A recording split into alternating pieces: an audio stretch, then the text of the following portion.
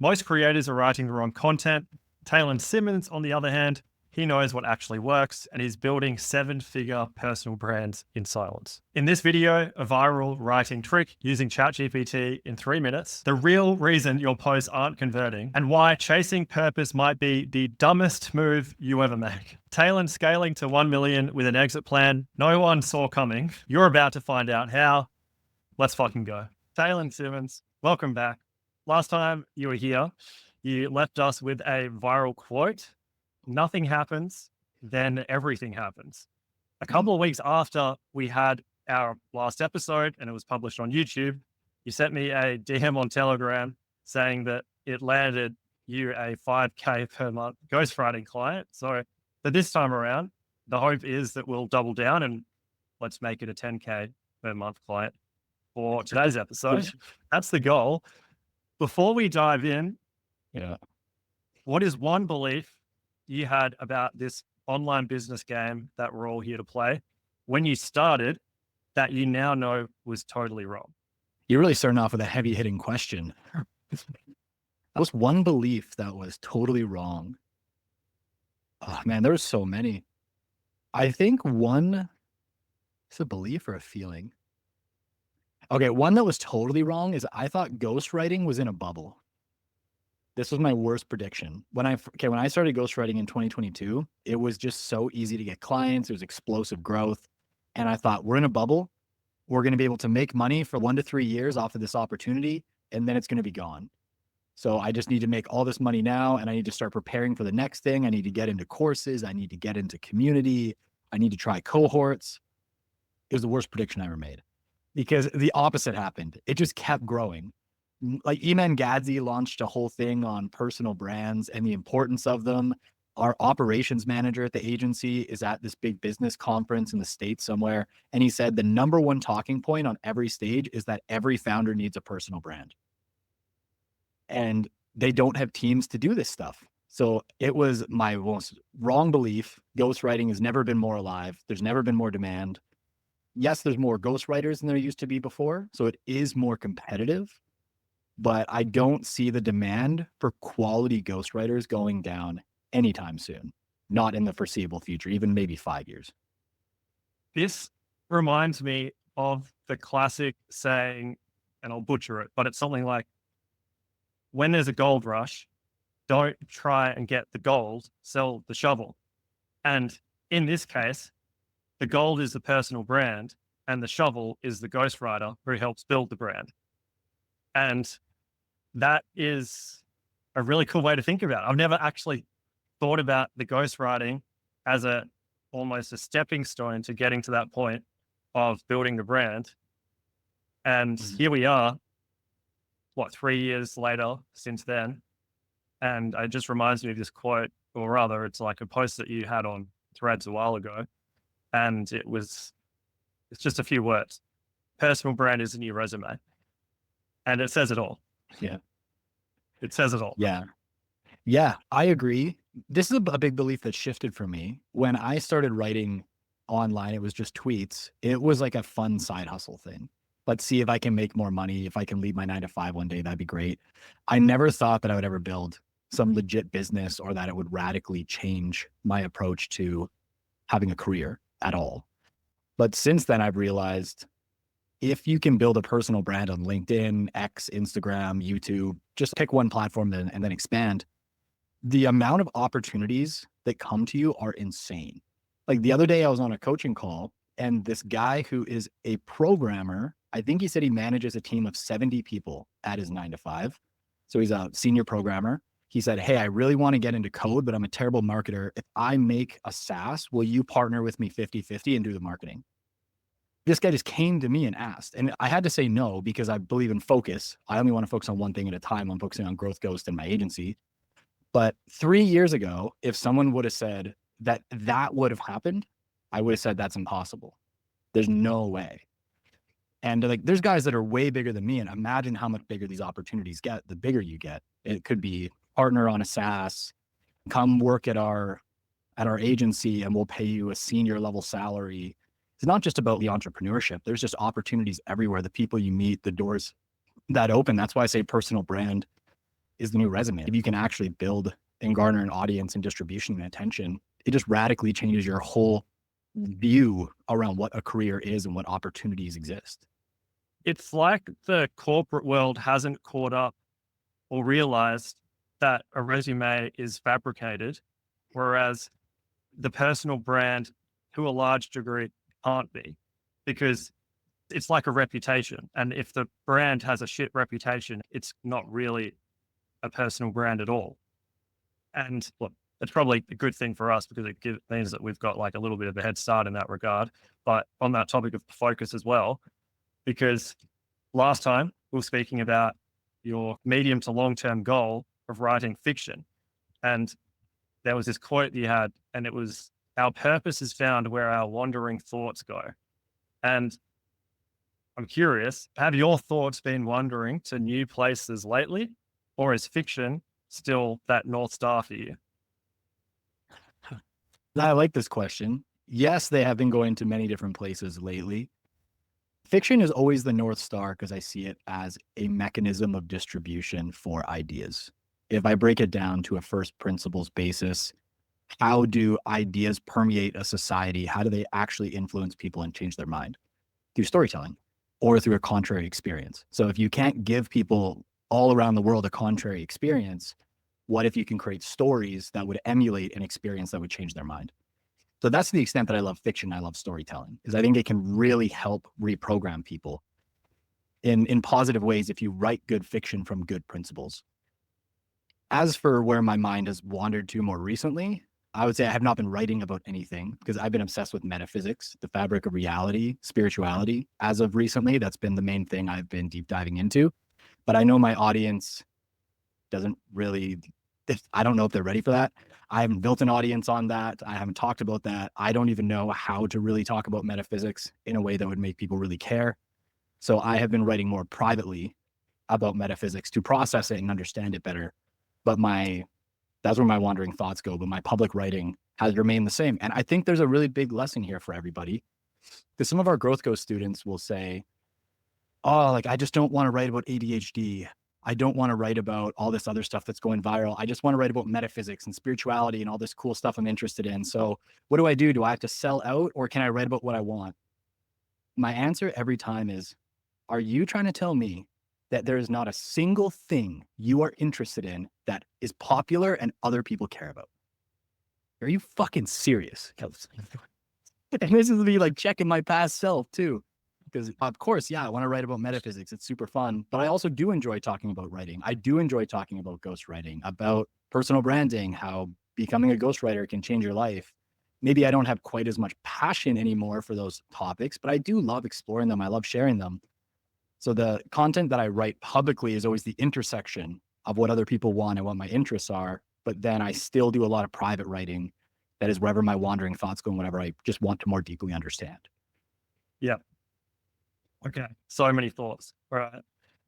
So on that topic of that seesaw between the stuff that your audience wants more of from you versus the curiosities that you have in the day or on the day, the way I see it is that you can speak to that main topic that your audience loves, but through the lens of whatever you're studying in that moment. So you can speak to this idea of writing online to the people who want more content from you about writing online through a metaphysical lens. What does it mean to write online? And you see what I'm saying though? Because it's still the Yes. same topic, but you're just approaching it at a different angle. Because I often think about a similar thing, like albeit definitely at a much many steps behind you. But if you're talking about the same thing all the time, it's only natural that you want to start exploring other avenues. And the way that I reconcile that kind of conflict, internal conflict, is to approach it like I'm doing the same topic, but I'm just tackling it at different angles. And it helps me keep things fresh. And I can't help but think that it's similar to what you were just describing. You've got your internal interests and then the things that people externally want more from you about. I like your approach and I agree with you on tackling older subjects from different angles and even refining things you've written about before. Could you make it better? Could you make it more specific, make it more relatable? That's where the fun of writing that stuff comes in. For me, if I've written about it a lot, is how do I just make this even tighter or more resonant? I do like your Angle's perspective too. And for maybe another perspective on this, I just think there's some things that are so much harder to write about in a public sense. And you are also challenging me to try to do it. And I'm like, maybe I could do it. And I'm not giving it a shot. But like, for example, I've been obsessed with the question of what is God and what is the nature of reality? When you take out all the concepts, when you take out religion, what could it be beyond rationality? I don't really know how to tie that into writing. I don't know how to like be like, I'm going to explore what God is through the lens of writing, unless you just want to say you're writing about it to try to sort through your own mind. But those are things for me that feel like a very personal journey at this point in time. But maybe as if I talk about it more and I read it more into my content, like piece by piece, and people become more known, or I become more known for that, it would become more acceptable to my audience. And I do need to take those first steps. So I think you're challenging me to do that, and I appreciate it. This is a foreshadowing a topic later on in the conversation about AI, because I've just asked AI, how can I tie in the nature of reality with writing online? And some answers from this, we have: frame universal questions in the context of modern digital life, build bridges between theoretical ideas and actionable insights, use personal experiences and observations to explore deeper truths about human nature and existence. And then there's always the storytelling lens as well. Share those philosophical insights. The philosophical insights, the nature of reality, they could be morals of stories that you tell, and you're teaching storytelling through writing online.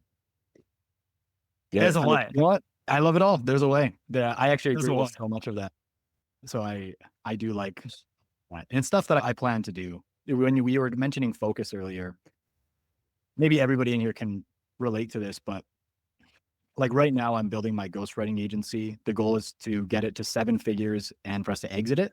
So I partner with Dakota and my friend Dale for that. And we're scaling Growth Ghost as well, the ghostwriting coaching program, together with Dakota. And those are the only 2 things I'm trying my best to have in my consciousness.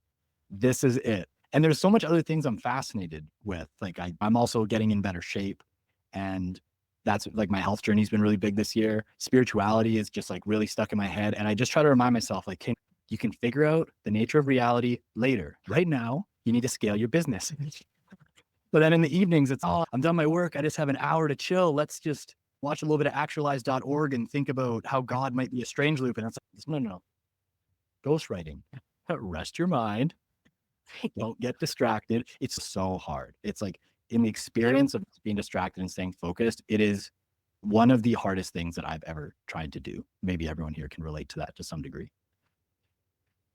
Do you think those insights can inform the journey you're on now in a positive way? Or well, let me put it a different way. Do you think allowing some of those insights to seep in the moment that you're in now, building the ghostwriting agency, can actually be more help than harm, or more like focus inducing rather than a distraction? So I think it depends on your nature as a person.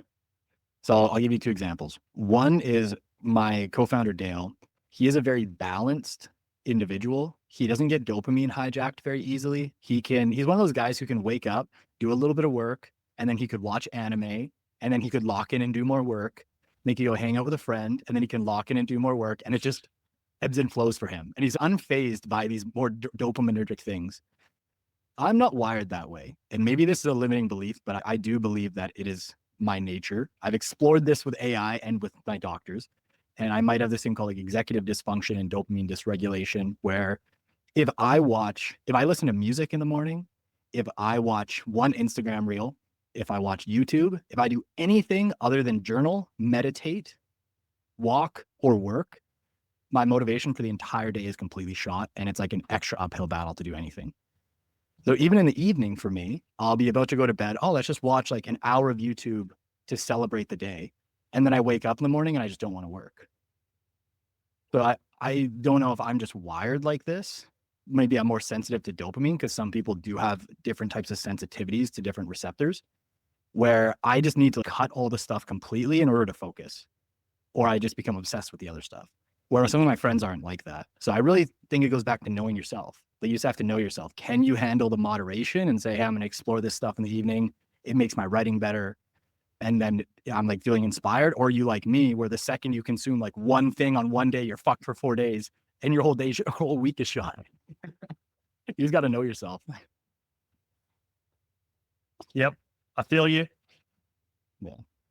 Oh, it resonates because I'm essentially what I'm hearing is you're an all or nothing person. And wait, Yeah. pretty Maybe much I'm autistic. I don't know. uh, I could be. neurodivergence are the fucking Yeah. best. There we go. On the topic of on the topic of the writing journey, and then specifically just treating this writing fiction as still a long-term goal because the focus is on the exit in the meantime for the ghostwriting agency. In the last episode we did, you said that you wish you didn't have the desire to go and do the fiction writing because it's fucking hard. Question for you is, what do you think the real price of purpose is? It's a good question. The price of purpose. Definitely, I think in this case, it depends on the time horizon. That's why it's a tricky question to answer. So I'm gonna use a story. So let's say that you want to become like a multimillionaire. So for 5 years, all you do is work. You don't go to any parties. You don't go out to any events. You don't go on hikes. You don't go like out and do anything crazy. You don't read any fiction, none of that stuff. You just spend 5 years building a business. And in the short term, in that 5-year window, people would look in and say, this person's life is really boring. I don't want their life. It's really shit. All they do is the same thing every day. They eat the same thing every day. They get up at the same time. It's too routine. It's too orderly. It's too boring. And then that person sells their company for $10 million and they don't work for the next 5 years.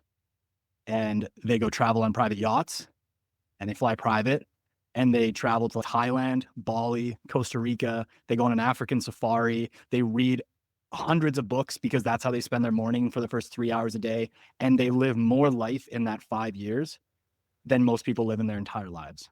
But they gave up 5 years first. That's why I think this is a very difficult question to answer. What is the price of purpose? It's what is the short-term cost?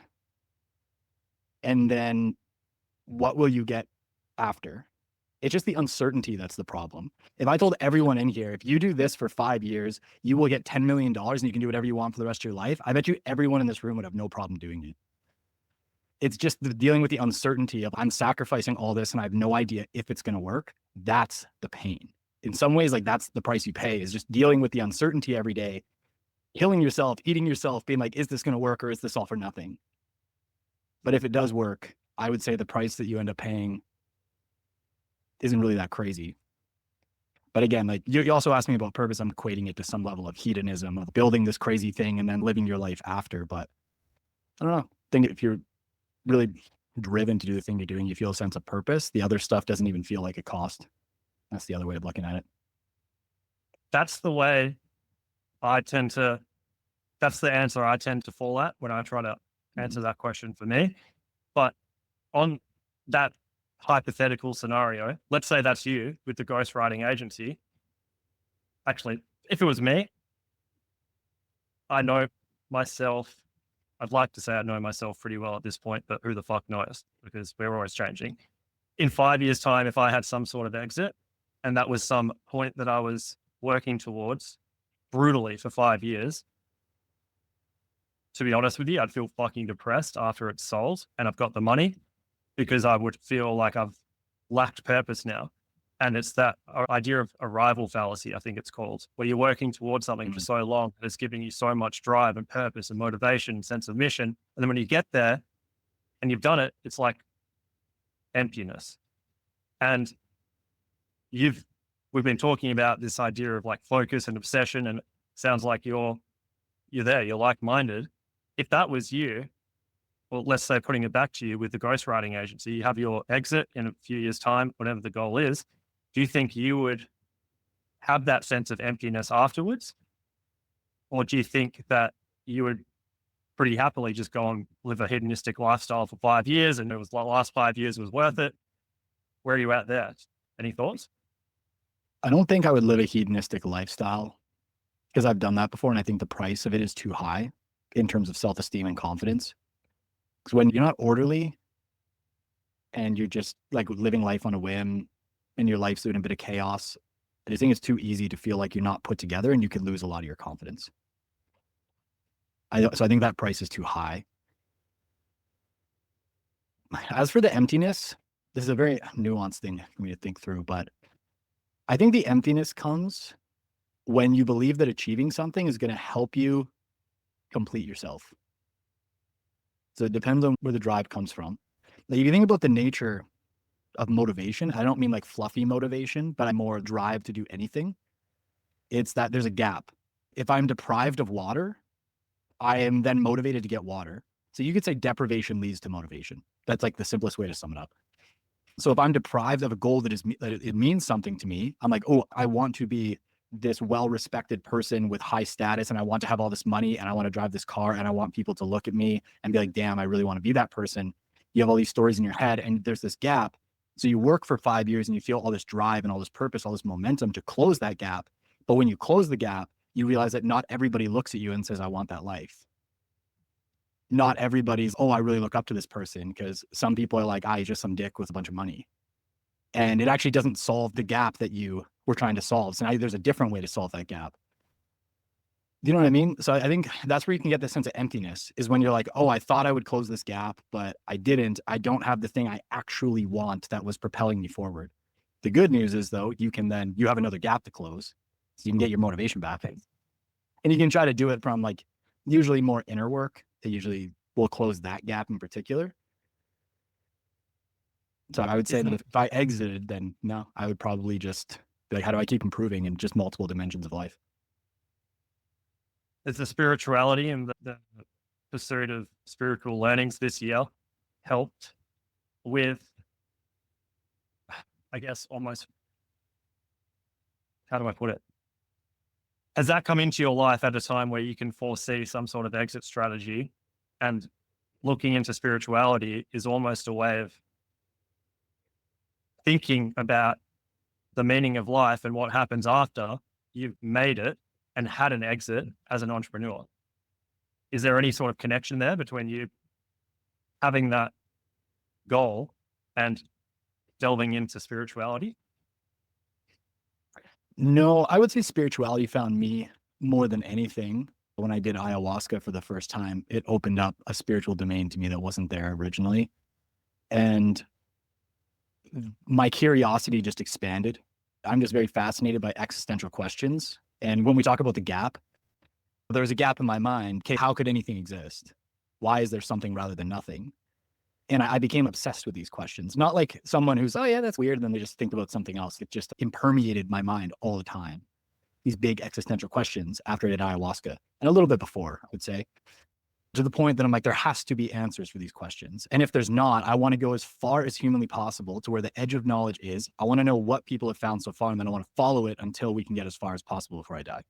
But spirituality eventually led me to answers that satiated that gap. It closed the gap for me. I no longer question what the nature of reality is, because whether you want to believe that I solved it or not that I solved it, but I found the answer to it because people smarter than me were the ones that guided me.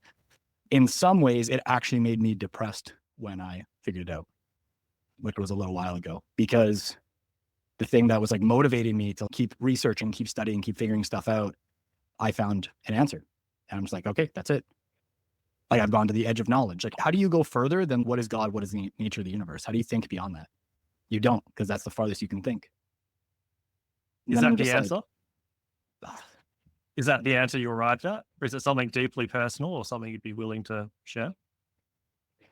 Yeah, I think everyone can have their own answer for this, their own way of internalizing it. But the short answer is, I think most people try to solve the answer of the universe with logic until you realize that logic was created by the universe and by God. So you can't solve it with logic.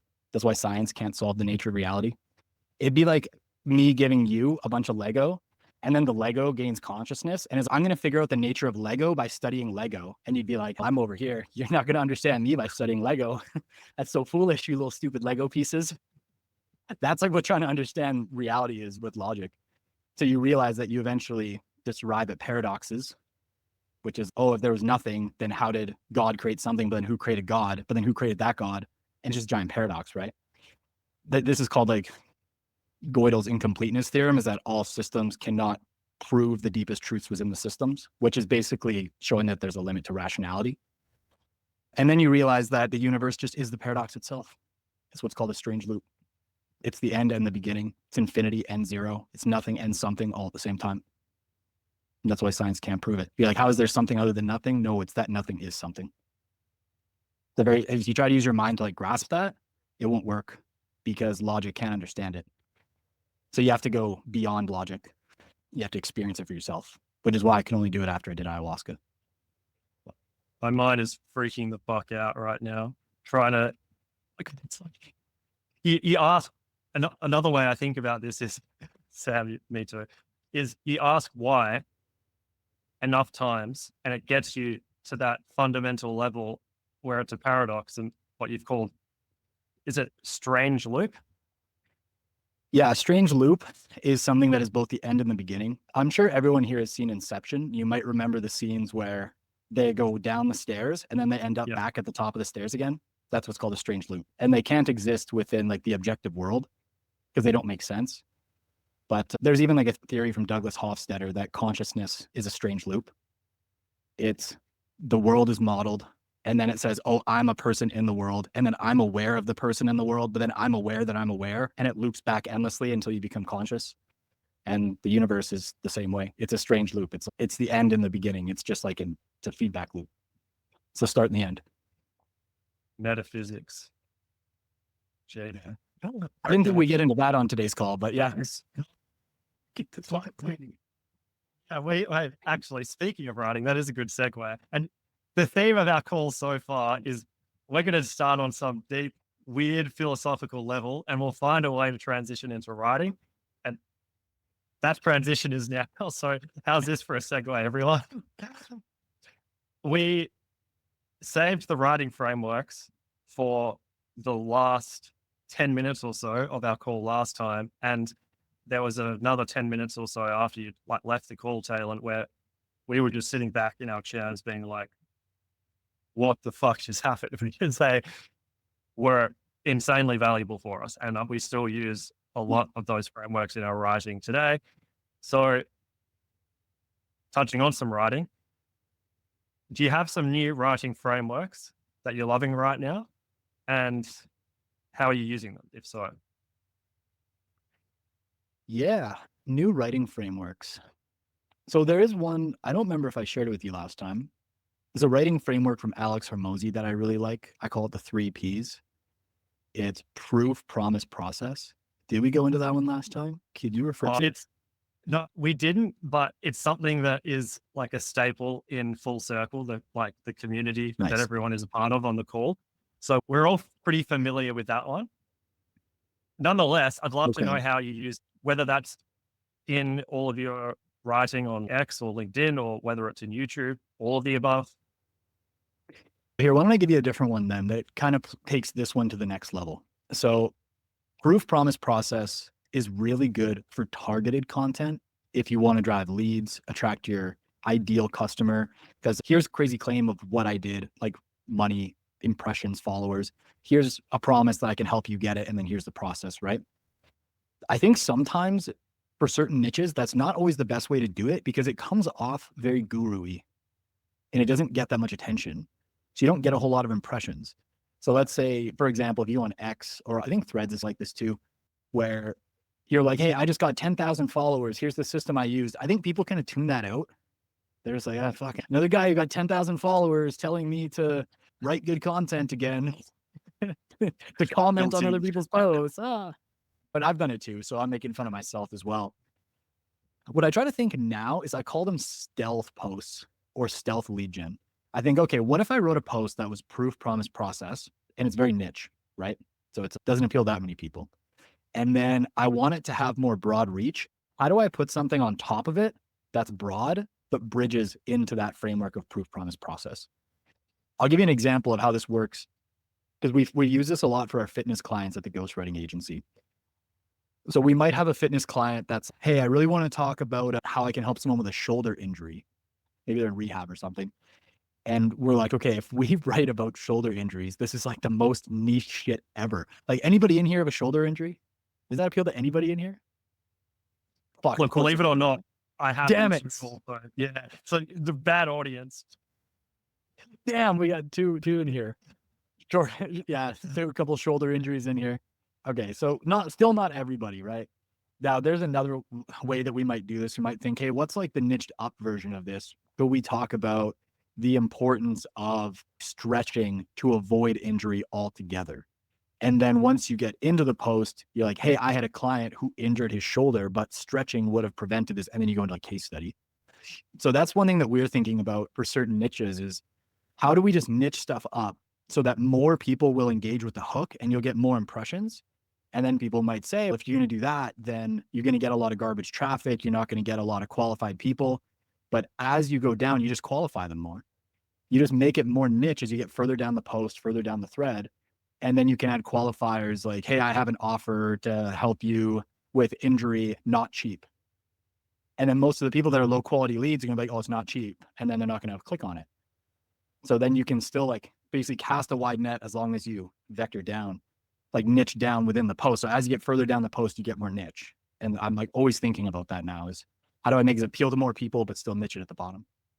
It's like a funnel, but in a single piece of content where it starts off cold and then warm and then hot. Yes. And I've never thought about it that way. Yeah. Huh. This is how I we've love been it. able to crack lead gen for some clients that were harder to do leads for because they end up in impressions hell, just depending on your niche. Some stuff's just like really niche and hard to get people to care about.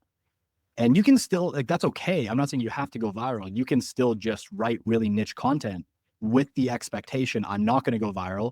I'm just going to appeal to these people, and that's okay. But if you do want to get a little bit more reach, okay, how do I niche this up and then go down a little bit further in the post? It's also like the levels of awareness that Eugene Schwartz talks about in breakthrough advertising. Is that what it is? Breakthrough marketing? Either way. But it's like you can make someone aware of, say, a shoulder injury that they're not previously aware of by taking that approach as well. Someone might not know that they've got this issue with their shoulder that's generating some other issue until you actually point it out in the content. And that way you're not just going down the super niche approach of just starting with the shoulder injury, but you're also educating them about the fact that they might have a shoulder injury in the first place. Yes. Okay. You're thinking about this the right way. I'll give you guys another example to really drill this home, because this is content, this is landing pages, this is everything. So I have a guy that I'm coaching right now in one of my masterminds, and he wants to do a fiction writing cohort. Right up my alley, right? I'm just like, ooh, I'm the ICP for this. I can help you. Perfect. This doesn't appeal to me. It doesn't work because I am the audience. And his whole thing is, I want entrepreneurs to write fiction because it will make them better storytellers. And we were writing his landing page like that, reviewing it. And I was like, this just doesn't work. Like, I just get this gut feeling that not enough people are bought into the idea of fiction. So in other words, they're unaware of the mechanism, right? Like, how many entrepreneurs do you guys think you could just be like, hey, do you want to get better at storytelling? You just got to write fiction every day for 2 hours a day within your busy schedule. They'd probably be like, pound sand, right? They're not bought into the idea. So what you do instead is, that cannot be the hook because people aren't bought in enough. They're not aware enough of how well this works. So what you do is you niche it up. You say, the best way to learn storytelling, the only way to learn storytelling. Do you want to learn storytelling? You just make it about storytelling. And then these founders might be like, oh, I need to know storytelling, but let's even twist the knife a bit more. Like, the best way to learn storytelling, use this to build your personal brand. Boom, appeals to founders. And this is the only way to learn storytelling. And then in the post, you go, most people are telling you to learn frameworks, the hero's journey, all this other stuff. Guess what? It doesn't work because it doesn't fully activate the brain. That's why Look at all these corporate people that have crappy stories. Look at all the posts on LinkedIn and on Threads and on Twitter. How good are their stories? And everyone's gonna be like, yeah, they all suck, because they're aware of how bad most people's stories are, right? And it's like the difference between these people and people that write good stories is the ones who write good stories write fiction, and then they'll object and they'll say, how does writing fiction have anything to do with me telling my company's story? Then you say it lights up the brain different, it like blah, blah, blah. And you basically work them through fiction as the mechanism for the outcome of storytelling. Now that's the differentiation. When you look at it, in the first example, it's fiction is the outcome, writing fiction. But now storytelling is the outcome, fiction is the mechanism, it's the process to achieve the outcome. It's a unique mechanism. So that's how it works with the levels of awareness. Is the market I'm targeting aware of this thing I want to market? No. Then we need to niche up to something they are aware of, and this now becomes the mechanism to achieve this goal. There's a perspective shift in the second example, whereas in the first one, you're just going straight to this is the answer. But in the second one, you're transitioning into it. And on that topic of perspective shifting, one of the things that blew my mind in our last conversation was this discussion of how creators, they're posting too much how-to content and not enough of this perspective shifting content. So what is the signal? What's the thing that's telling us that a thread or a post, a video, whatever, it's actually changing a belief. It's shifting someone's perspective versus just adding noise and adding more how-to stuff. Is there something that's specific in content that allows us or allows the reader to helps the reader shift their perspective? Yes. I'll even give you a framework. You reminded me of one. My second favorite one that I blanked on because I was on the spot. Okay. So if you want to shift people's perspective, you have to compare a wrong and a right way to do things. They have to think in a duality. It has to be, you are told this thing, it's wrong. Here's the right way and here's why. And that's the framework. Wrong belief, why it's wrong. Right belief, proof it's right. Those are the 4 elements of a belief shifter. So you can't just go up to someone and say, here's a new way of thinking about something. Boom, believe it. And they'll just fight you because their ego mind will just be like, no, like I know the right way. I know the right way. You have to just be like, hey, you've been told that learning storytelling is amazing. And it is. And most people told you to write with frameworks, which is the worst way to learn storytelling. And it's why your stories flop.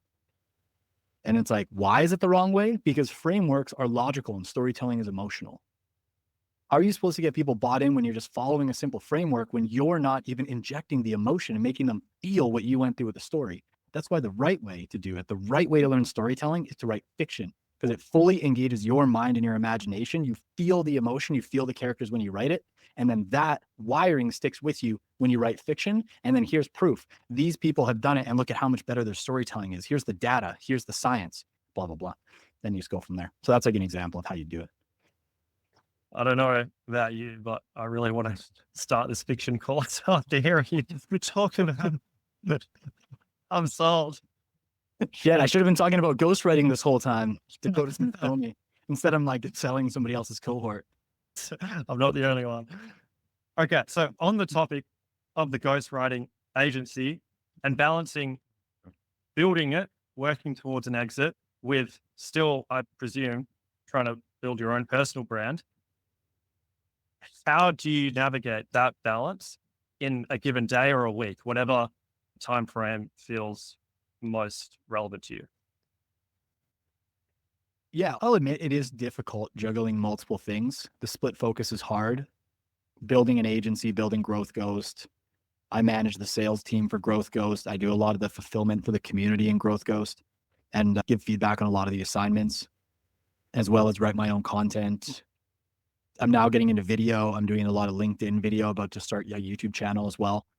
So that is a lot of stuff and it isn't easy to balance. But I will say that one thing that works well for me is with the agency in particular, I have a good team. I would say I'm most removed from the agency. I do sales calls. I hop on a call once a week to do strategy. And then I might just check the Telegram and respond to any message or anything that I need. But I've hired really good team members. And this was only possible because I built a personal brand that allowed me to charge higher prices for my services. So now I can afford to have good team members, because I've had bad team members before and it actually gave more work for me. I might as well just done it myself. So that's the key, is the more money you can charge, the stronger your personal brand is, the more authority you have, the easier it is to delegate to good people that are trustworthy and you don't have anxiety over it. Because before, I used to delegate to writers or to team members, and I would be going to bed being like, fuck, I'm going to have to rewrite that in the morning. It's not a sense of ease that you want when you're paying someone to do the work. So that was really difficult. So now I have a good team for that. Other than that, the best tactical tip that I probably have is to always be focused on just one task at a time, like single point of consciousness. Just everything is micro. Everything is just one more little thing. I call this the psychology of procrastination, which is actually the psychology of productivity. It's the same thing. Because we're talking about how to be productive, how to manage time. But if you notice when you procrastinate, when it looks like this, oh, just one Instagram reel. Just one more, just one more, just one more episode on Netflix, just one more side quest in the video game, just one more video on YouTube. Your mind has this really weird way of being like, it's okay if you just do one more and it's only another 5 minutes, another 10 minutes. And then it tricks you again. It says just one more to another 5 minutes, just another 10 minutes. Maybe you guys have noticed this. Like, if you really think, have you noticed this in yourself? This is how your mind tricks you. This is also how you trick your mind to be productive. It's just that instead of it being on tasks with a net negative outcome, they're on tasks with net positive outcomes. So it's okay. I'm going to sit down. I'm not going to think about all the work I have to do because my mind is going to fucking explode. I'm just going to overwhelm myself. I'm going to defeat myself before I even start. It's like, I need to do a YouTube video. I need to mark all these assignments, and I need to respond to 100 messages. I need to write a thread. I need to write 20 tweets. And your mind just don't do it. And it just freaks out and doesn't want to do anything. Instead, you just flip the psychology of procrastination on its head. It's okay. We're just going to write one really good tweet. And that's all you have to do. And you write that tweet. And then it's okay. You just got to write one really good tweet again. And one more. You just do that 10 times. It only takes 15, 20 minutes and you have a whole week's worth of tweets. Okay, let's just write one, not even one good thread. Let's just write one really good hook. I can do that. That's attainable. This sounds like such a fluffy piece of advice, but like, it's really not, because it doesn't overwhelm your mind anymore. And it's so easy just to do one more thing. Once you get about a little ways into your to-do list, you'll start getting dopamine from completing stuff, and then you'll get momentum, and then you won't even want to stop. Just like when you're procrastinating, once you're just like really in, you don't want to stop. You're like on that wheel, right? You just got to use the exact same psychology and flip it on its head to be productive. The anticipation of the thing is always worse than the reality of it. Yes. That's what goes on in my mind whenever I'm thinking about procrastination as a concept. Whatever you're putting off, the reality of doing it is always going to be so much less than all of that anticipation that you had leading up to actually just starting the fucking thing. And yes, it's like, even after knowing that, we all still procrastinate. Because we know it deep down, whether it's conscious or not. You know that once you start and you get that momentum going, get the ball rolling, so what was I worried about? But still, we procrastinate. Human nature. Yeah. It is human nature. It's tough, man. It's tough.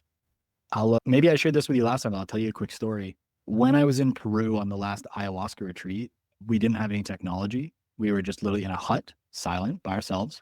There's nothing else to do. I could bathe myself with fucking leaves that smelled like garlic in the river. I could meditate, I could nap, or I could write. I wasn't even allowed to read. I wasn't allowed to talk to anyone. I was by myself for a day and a half each time. So there's nothing else to do. So what I did is I just wrote. I wrote 300 pages worth of journal entries in 10 days. I was writing essays for fun. Do you think when I'm at home, I write essays for fun when I could play Elden Ring or watch YouTube? No, I don't. Almost never do. I actually have been a bit now, but almost never. But when it's the only thing you have to do, all of a sudden you're like, yeah, that actually sounds pretty good. I think I would rather write an essay than sit here in silence for another 4 hours. Sounds great. I just think about that sometimes. It's just, there's too much distraction. There's too much easier shit to do. That's what makes stuff so hard now. Is why meditation is a superpower. Like, I will stand by that till the day I die. I'm up to 1,591 days straight. And without fail, it's still the best part of my day. But I know it's taken a long time to get to that point, because at the start it sucked. And it just goes to show, and speaking about what you were just saying, we prefer to write 300 pages of journal entries than be alone with our thoughts. Yeah. Expand that to what distractions are available to us when you're not in the middle of nowhere, like with ayahuasca, and just where we are now with screens in front of us. And in 1 second, I could have access to anything I want on YouTube. It's no wonder that we're all just like little ADHD monkeys running around all over the place, escaping our thoughts. Yeah. I don't know if I could complete this pithy sentence right now, but when you said we would rather write 300 words of essays than be alone with our thoughts, but we would rather basically do anything easy to distract ourselves from our thoughts. Like the essay is a productive distraction. In a way, it is a productive distraction. I just think of distractions as there's some that are net negative and some that are net positive.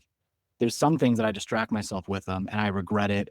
I pay this emotional cost in terms of negative emotions. I don't like how I feel about myself. I lose confidence. I lose productivity. I lose time. And then I distract myself by writing an essay, and I understand something and I feel good and I feel fulfilled, and it's a net positive. So I think productivity and just moving forward in life is just learning to train yourself to distract yourself with the things that are more net positive. Fuck, that would be a great post. That's a great line. I love that. Thank you. I've been in a writing rut, man. You're getting me out of it. Thank you. Yeah, I think you can post now. But look, surely you do as well, Taylor, because you've been at this much longer than I've been. Respect. On the look, it wouldn't be a conversation about writing unless we spoke about AI at least a little bit. And I got to ask. So last time you gave us this awesome prompt, and it was basically, I'm butchering it, make the writing more emotional and more like visceral. And I wonder whether there have been any great prompts that you've been using recently to enhance that sort of brainstorming or drafting process in your own content.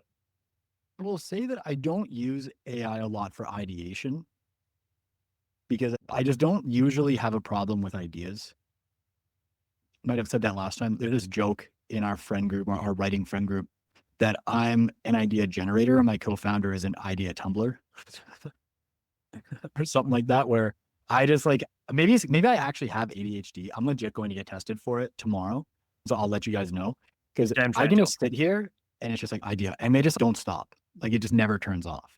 So I don't really use ChatGPT for ideation, but what I do use it for is basically flow, edits, concision, more persuasive writing, adding emotion into it. So this is what my actual writing flow is like. I'll tell you guys a secret. I don't even write a lot of the shit anymore. I literally just think for a little bit and I might outline it. I want to hit this point. I then open ChatGPT, I turn on the voice transcriber and I just riff it. And I just speak it in a ChatGPT, and then I just add a prompt to the top and say, rewrite this more like punchy and persuasively like Ben Settle or like somebody else. And then it just takes my riff that I just word vomited in 20 seconds and it just puts it into something more polished. And then I just edit that to sound like me and that's done.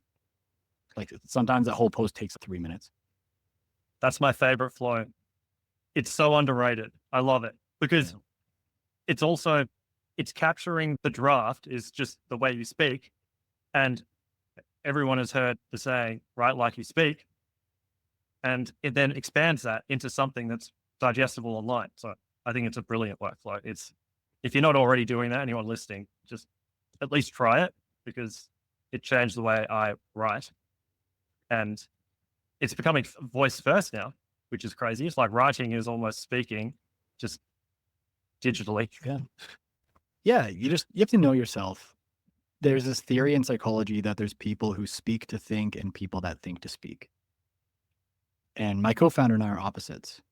I speak to think a lot. My mind feels cluttered. And then as I speak, it's like I'm pulling on the thread and I'm slowly figuring it out. And I'm just exploring it in real time. And that's how I think things through. So I do better when I can just open ChatGPT and talk to it. And I'm just like pulling, there's the idea I should write about.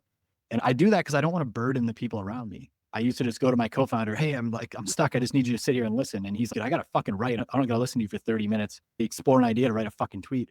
Like, it's just not going to happen. It's not productive hours. Where he's the opposite. He thinks to speak. If you ask him something, he will think very deeply about it. And he'll just sit there and then he will just vomit out like the most perfect version of it. No edits. But he'll sit there and think about it for a while and then just, it's like a perfect tweet. You're just like, boom, it's just perfect. Where I'm like, there it is. There's the tweet. So you just got to know yourself. For some people, it's better to just think and write and just like, no, there it is. For some people, it's better to speak. You just got to know yourself. That's a lot of food for thought. Wow. Okay. So think 3 to 5 years into the future and you're nearing this exit, or let's just say you've just had it. What do you think future Taylin would be telling Taylin right now on this call today? I think what you would say is that you have to understand that success happens in steps and you have to be strategic. This relates to building a brand, building a company. I don't know how to put this into words, but we often want to take leaps. So right now, okay, you're actually maybe the best way. Speak to think. I need to speak to think is I just really want to write fiction. That's the end goal, right? But it's very hard for me just to take a leap to fiction. It would cause me to probably not focus on my business, not focus as much on my brand. I would lose a couple hours of focus. I'm very obsessive. I know myself. I would just think about it all day and then it would ruin my other productivity. There's a big cost. So as much as that's what I want to do, that's my big drive. And maybe you all feel something like that. There's some passion, something you really want to do with your life, some project you want to work on, some place you really want to go. And you're just like, oh, I just wish all this shit and all this normal life wasn't in the way. Because if it wasn't, then I could just fucking do that thing. I can tell Lennox, you're like, my 9 to 5 is in my way from just like doing the shit I want to do. And you feel No, I feel it viscerally. Yeah, you feel that visceral reaction. So my older self would say is, look, I know that all you want to do is write fiction. But here's the thing, not writing fiction for the next, really even thinking about it is going to allow you to write fiction faster than thinking about it and distracting yourself with it for the next 4 years before you exit. And I think that's what I would say to myself is give up the big dream for now and be strategic and understand that if you just build super focused for 2 years, you can exit the company and then all you can do for the next 5 to 10 is write fiction. That's it. It's just 2 years of cost. But he would say, if you're going to keep distracting yourself and you're like, instead of working right now, I'm just going to research a little bit of fiction. I'm going to prepare to write fiction later. It's no, that's hours taken away from getting to this exit sooner. Put all your attention on getting to the exit. Because then once you're there, then you can put all of your attention on the fiction. You got to think in stages. I want to use another example to really bring this down. Because let's say you guys are building personal brands and you're writing online. You might say, I really just want to write about the shit that I care about. That's all I want to write about. The metaphysics, the spirituality. But people don't know who you are yet. They don't trust you yet. They don't see you as an authority yet. So you say, okay, what if I play this strategically? I'm going to curate from other people. And I'm going to also include my own thoughts. So people associate me as an authority with this person and they start listening to my thoughts because they care what this person's opinion is. They care what Steve Jobs said about this. And then I'll add my take. And then they also care about my take now too. And then you curate for a while. And then enough people are like, oh, I really like you. I really want to know your perspective on these things. Then you start sharing your perspective. Then you start playing a different game. Now you can write about shit that you want because people want to know your opinion. Right now, people don't want to know your opinion.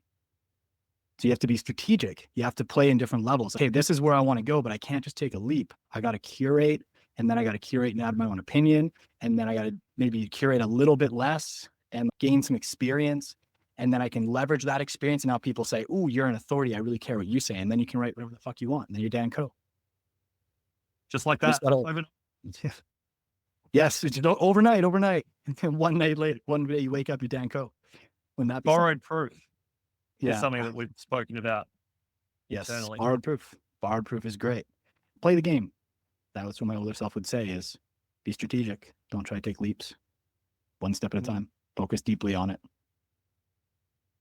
That's my big takeaway from our conversation, because you were reading me like a book then, Taylin. Before we open it up to some Q&As, you've got a little bit of time. I know I've gone over the hour. Final question from me. Is there anything that I haven't asked you that you think is crucial to share, especially from the perspective of building a personal brand or an online business? The only thing that comes to mind is that if you want to build a personal brand, people do have to connect with you personally. But like we just said, they don't really care about you as a person yet. And I don't mean that in a bad way. I just mean they're not emotionally invested. So instead of looking at a piece of content and saying, is this a curated thread? Is this a personal thread? I just throw that shit out the window, in my opinion. It's each piece of content, unless it's like a single tweet. A tweet has to have one purpose. Anything that is long form can weave multiple purposes together, and it should always do so. There's no reason if you're writing a thread why you shouldn't be like, okay, let's get it simple. We're going to curate something on Elon Musk just because it's simple. Everyone knows who he is. So Elon Musk thing. And then it's like story or Elon Musk's opinion. And then your prediction of how it affects your industry. That's your authority piece. Story of how you implemented the advice and how it affected your life. Do you see how I'm not thinking about a piece of content as, oh, this is a curated post, I can't talk about me? It's the wrong way to think about it. The curation gets people interested. The purpose of it is for them to say, oh, I'm going to click on your stuff and read it. But you want them by the end of it to say, who the fuck wrote this? This guy's dope. I love Lennox and his nose strips. It's sick. That's what you want them to say. Like, you want people to connect with you on some level, right? So you need to put all these different aspects of you. Why can't a single post have a growth hook that then bridges into proof and authority that also tells a personal story of you and then ends on a piece of authority and a curated quote from somebody else? But no one really talks about content that way, but it can achieve all of those goals. And with long form, I think it should. I think that's the fastest way to build a personal brand, is you should always be injecting personality, always be showing authority. Why can't Lennox just in almost every post just be like, oh yeah, when I started my community that has this many members and help people get like these results, like in a very tasteful way. You could say that in almost every long form post, as long as you do it tastefully and it makes sense with the post. I just don't think enough people do that. The word that comes to mind in that example is modular. It's not just one type of thread with one purpose, as you were saying. It's modular in the sense that you can piece a bunch of different purposes together to have a modular, what's a good name for it? Do you have a good name for something like that? Multi-purpose thread? I used to. I call them elements.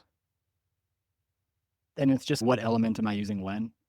Am I using a personal story element, a curated element, a lesson element, an analogy element? And I just think of writing as going from element to element, a problem element, a benefit element. And you get into some of the nuances of it. The less emotionally invested people are in you, the more you have to wait to talk about yourself. This is a pro tip. So let's say we're ghostwriting for a client. Let's say we're ghostwriting for Lennox and we're starting his account from ground zero. No one knows who he is.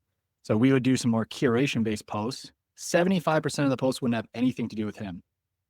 But then at the bottom, we'd probably put like pictures of him, a video from him, and a little bit about him right at the bottom.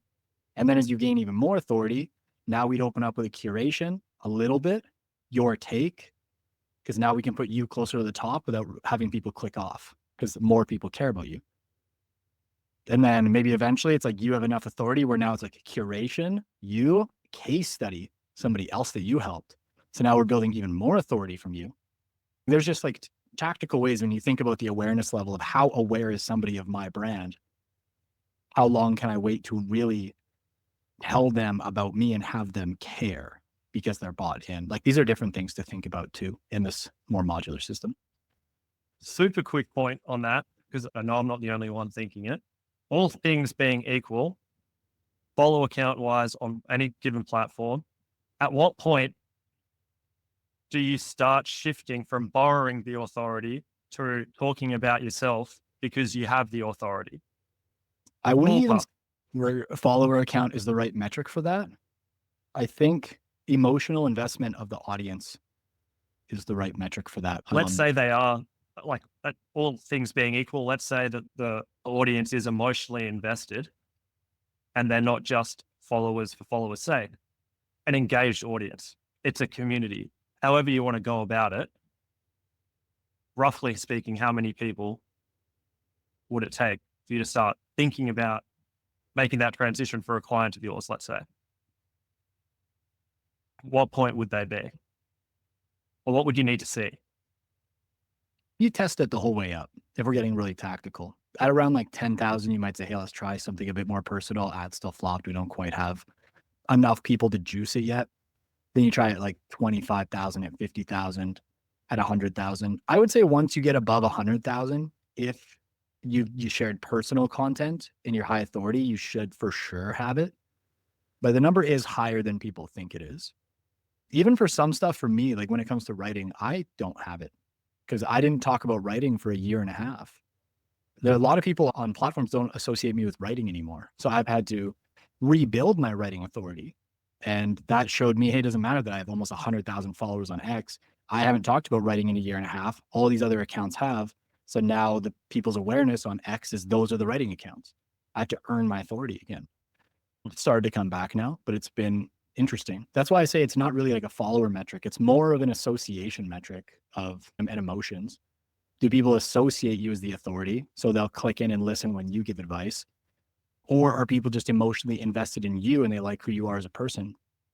So they're like, oh, I'll engage with this. And then enough initial people engage with it that it creates enough interest because a crowd attracts a crowd.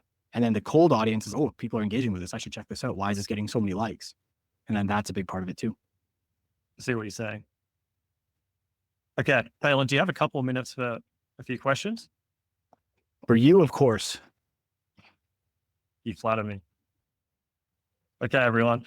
Please, if anything has come up from the meaning of life, the nature of reality, to shoulder injuries and everything in between, please put it in the chat because this is your chance. And please don't undervalue the opportunity that you have right now because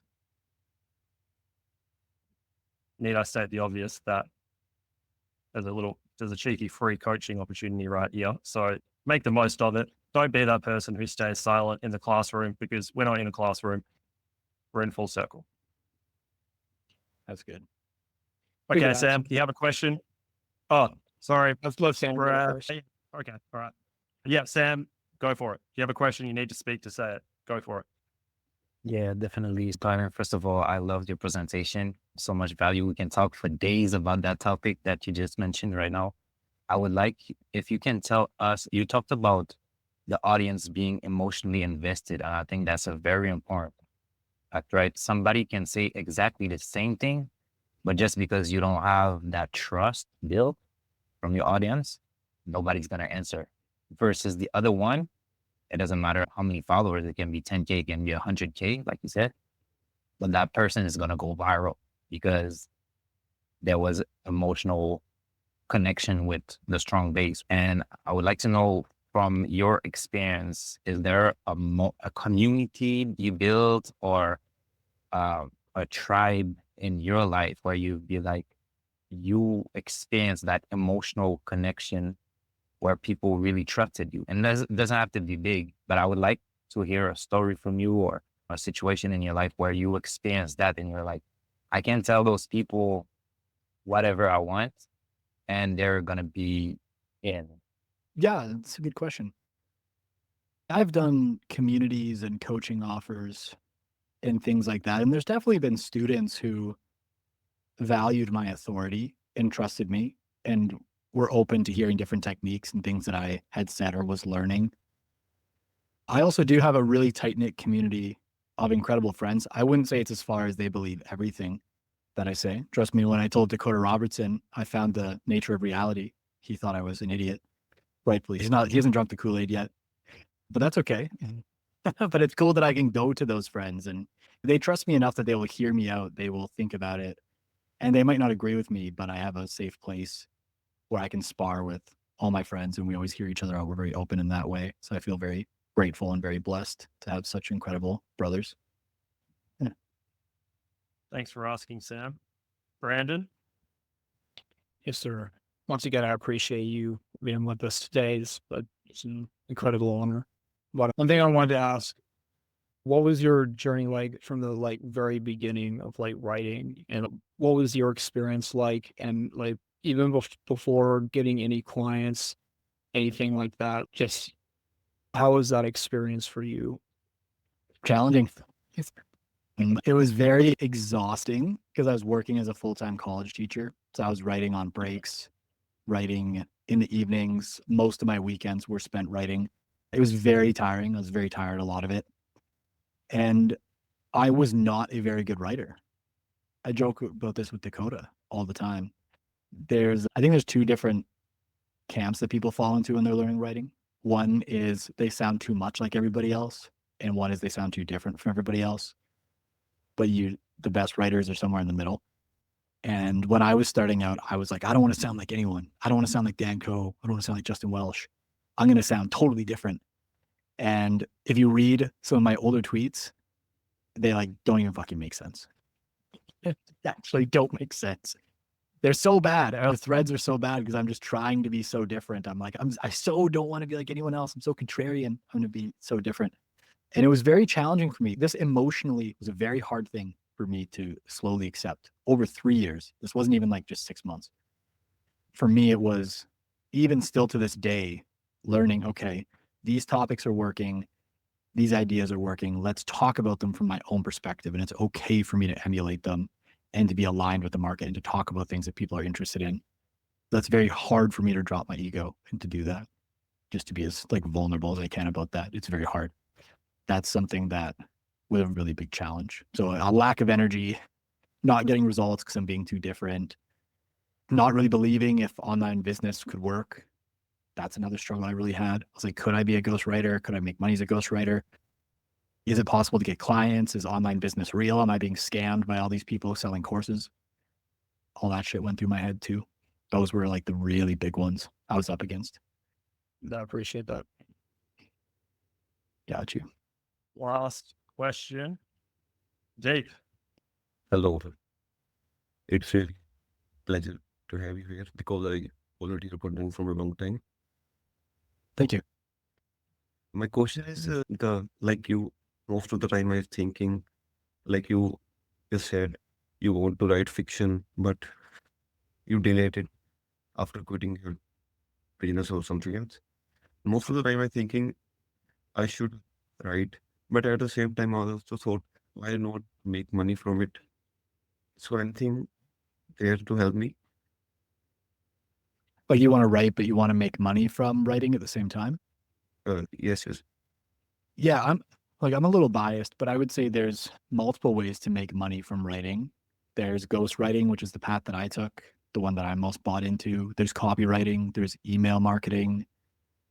I would look into things like that and just see which one you want to go all in on for a decent amount of time. I think that would be what I would do. As simple and tactical as that is, it's just what are the ways to charge high prices as early as possible as a writer? And let's just go all in on that until I'm making 10 to 20K a month. And then let's think about the next thing. Final question. To the 10K client who is watching this right now, Taylin, what do you say to them? We can get you killer results. We will build your End personal call. brand. End. Done.